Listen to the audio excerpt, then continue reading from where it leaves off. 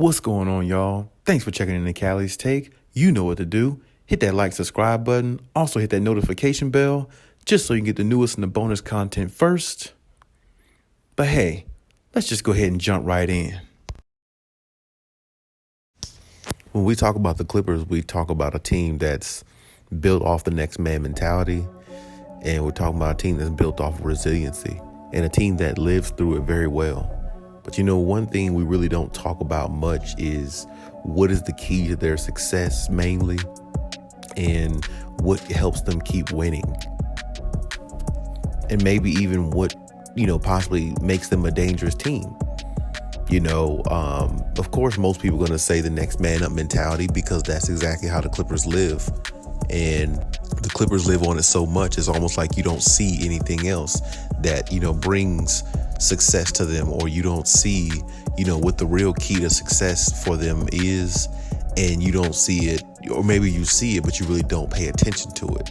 So in my estimation, when I look at the Clippers, I don't just look at a team with the next man up mentality. I don't just look at a team that has a bunch of role players that are playing their role very well. I look at a team that understands one thing every game that they go into. They understand that defense is what's helping them win more so than anything else. Because when you look at the Clippers, as I said before, they do it by committee on offense. They don't have one solidified scorer. They have, Reggie Jackson, Marcus Morris, and Luke Kennard, and Terrence Mann. They have their core guys, but none of them is like, every single night can give you 25 points a game, shooting efficient, everything like that. I mean, they have their moments, but they don't have a lot of consistency in that because they're second and third role players on a team. They're not the first and second superstars on a team. So with that being said, the way they do it by committee has been impressive. But to me, their biggest asset as far as their team is their defense, because all season long, they've been a good defensive team and nobody really knows it. It's like nobody really talks about it. It's like nobody really acknowledges it. And they only get that acknowledgement when Kawhi and PG's around. But I think they should start getting the acknowledgement now, because if you look at what they have been able to do, it's pretty much all defense, more so than anything, because they have their moments where they can put the ball in the basket at a really high level because they got a lot of talent. They got a lot of individualized talent, about a bunch of young players who has individual talent, and, like some good core role players, veterans who've been there as well. But of course, it's not all put together unless Kawhi and PG is around. And that's what makes everybody effective on offense, because they get to go back to their natural position. And Kawhi and PG takes up most of the load for them, so they can not expend so much energy on defense, so they can allow their offense to flourish more. But when you look at this team now, of course, like I said, the next man up mentality is the key, is one of their keys to success. We all know that. But the next man up mentality more so is looked at as an offensive type of thought rather than defensive. So the next man up mentality that they have is also predicated on the defensive end, which I feel like defense really helps them be the team that they are. Because in every game they've played the Lakers this season, pretty much it came down to the wire, and they've had to make some defensive plays. And, for the most part, they made them. They made the defensive plays, So with that being said, that's a big key to what they have, accomplished so far. And even a lot of other games, just games where they came back down from 25, 35 points, things like that, what brought them back in those games? Defense. These last couple games, they've played, even though they've played the Houston Rockets and beat up on them, but still, what has helped them win those games? The game, not the game that just happened, but the game prior to that, it was 99-98. It was a very close game. Houston actually had that game won, but the Clippers defense made some good plays, and that's what helped them afloat. And another thing too, what a lot of people don't really realize is, I know I've said many times that the Clippers win when anytime Marcus Morris has a good game, and they do. And a lot of times, what I don't mention as well, they win or they play really well when Zubac has a good game. And last night, Zubac had 22 and 12. Definitely a big game for him. Not his biggest game this season. I think he's had like a 30-plus point game this season, I believe. But definitely a good sign for him, because right now, he's all they have besides Hartenstein as far as big men.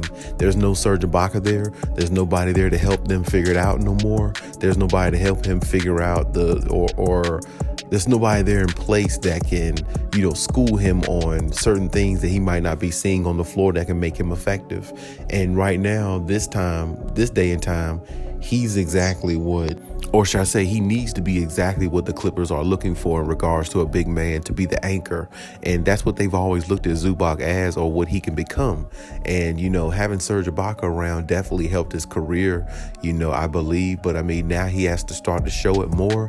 And these last couple games, he's been showing it. And something, I feel like he can kind of continue that if they give him that opportunity, and he just, understands that he has to seize the moment when it comes to that. Because I like Hartenstein, I really do. But Zubac needs to be the number one guy, because that's what they have him there for. They acquired him from the Lakers several seasons ago because they saw the potential in this guy, and they saw the potential that he had as a big man, that what he could become. Even the Lakers probably regret getting rid of Zubac. But the only thing is, Zubac has to really live up to it.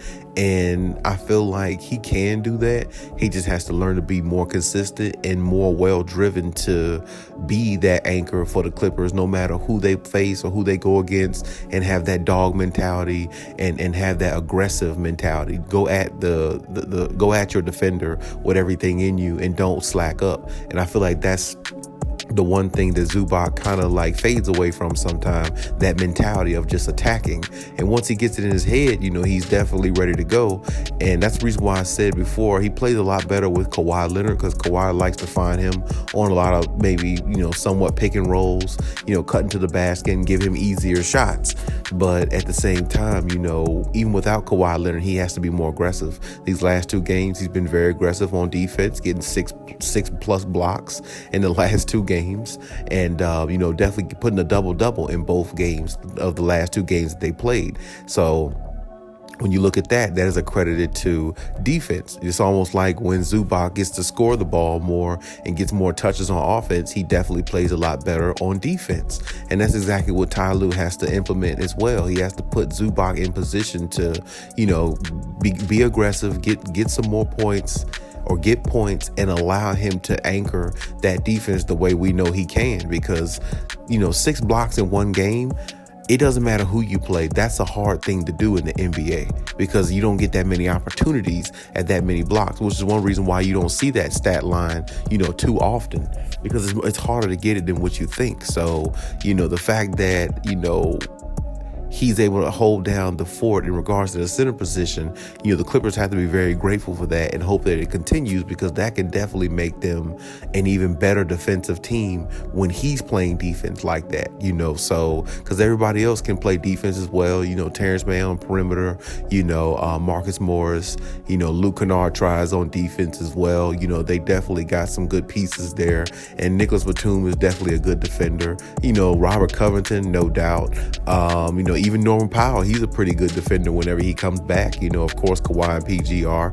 But that's what I'm saying. Like, when you look at this team, they should be looked at more defensive-minded than anything else, because they got top perimeter defenders, and they got guys who will get dirty on defense and it doesn't bother them.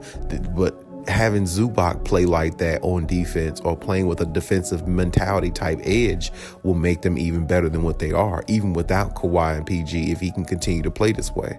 And this is why I said, their defense is really the most underrated thing about them, and which a lot of people don't even speak on, the media doesn't even speak on. about their defense, about how their defense is, been their anchor for the most part, because they can't outscore a lot of teams. I mean, they can put up points at times, of course, because they get hot from the field. But for a lot of nights, the reason why they've been down a lot of games, 25 plus points, 20 plus points, that they had to make a miraculous comeback in, is because their offense is really not, to that point, because they don't have Kawhi and PG.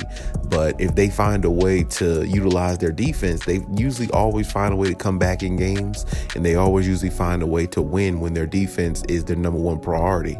And I feel like that's something that Ty Lue implemented to this team a lot as well. How you play on defense will dictate your offense. And I feel like they've adopted that, and I feel like that's something that's actually helped them win up until this point. They're 2 games over 500. They're only 3 plus games back from the 6th seed of getting a playoff spot. So, which is very, very impressive for this team, who's been without their superstars for a while and who a lot of people wrote off. So you got to give them credit there. And as far as the Clippers going, getting to that 6th seed, I personally think they can, as I said in yesterday's video. Especially if they're going to continue to play defense and, just do it by committee on offense and take high efficient shots and don't beat themselves.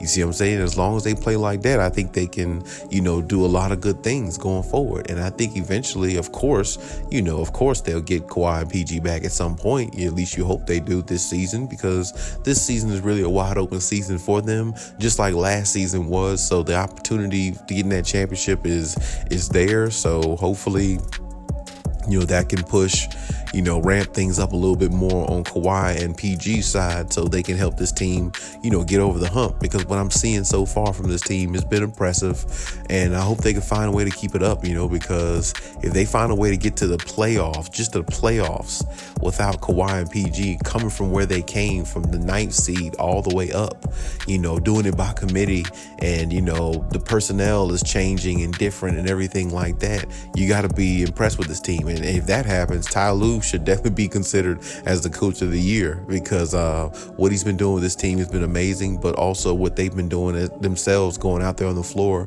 every night, giving everything they got, has been amazing as well. So we definitely got to give them their flowers for that, and hopefully they can continue to keep it going. But hey, that's my take on everything. Leave any comments in the comment section as always, and hey, Khaliis out.